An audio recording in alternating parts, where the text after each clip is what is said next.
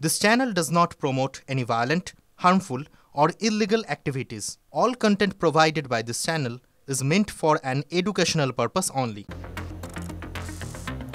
বিহারে উৎসব পরিণত হলো বিভীষিকায়। জীবিত পত্রিকা বা জিতিয়া উপলক্ষে পবিত্র স্নান করতে গিয়ে বিপত্তি। নদী এবং পুকুরের জলে ডুবে মৃত্যু ৩৭ শিশু সহ ৪৬ জনের। একসঙ্গে এক জায়গায় এই ঘটনা ঘটেনি, বিভিন্ন এলাকায় মিলিয়ে ৪৬ জনের মৃত্যুর খবর পাওয়া যাচ্ছে। মৃতদের পরিবারকে ৪ লাখ টাকা করে ক্ষতিপূরণের ঘোষণা মুখ্যমন্ত্রী নীতিশ কুমারের।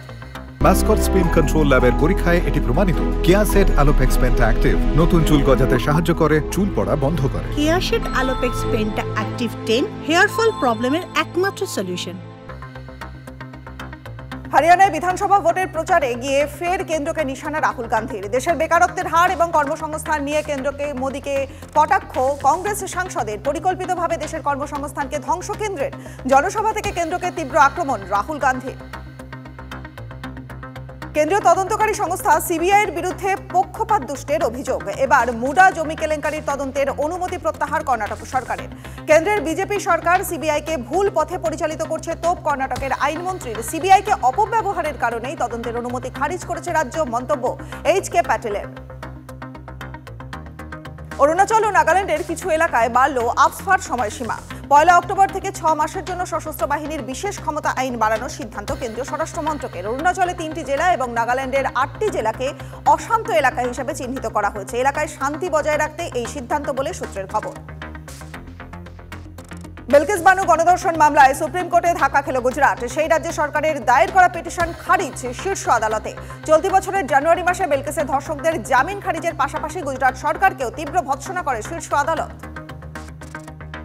পুলিশের হাতে বেঙ্গালুরু কাণ্ডে অভিযুক্তের সুইসাইড নোট। চিঠির সূত্র ধরে পুলিশ জেনেছে খুনের আগে ফ্ল্যাটে বচসায় জড়িয়ে পড়েছিলেন রঞ্জন এবং নিহত তরুণী।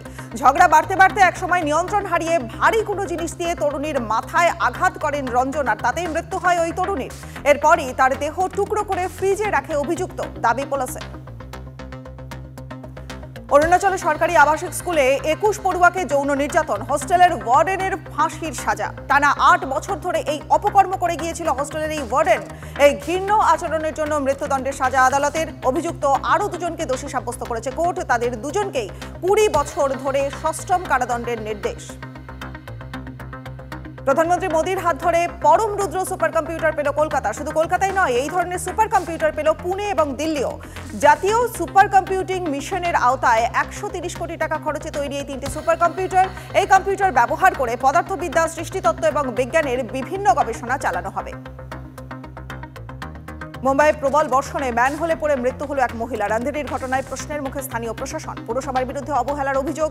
এবার বৃহন্মুম্বাই মিউনিসিপ্যাল কর্পোরেশনের বিরুদ্ধে মামলা পুলিশের। এদিকে ৩ সদস্যের কমিটি গঠন করেছে পুরসভাও। আগামী ৩ দিনের মধ্যে রিপোর্ট দেবে সেই কমিটি।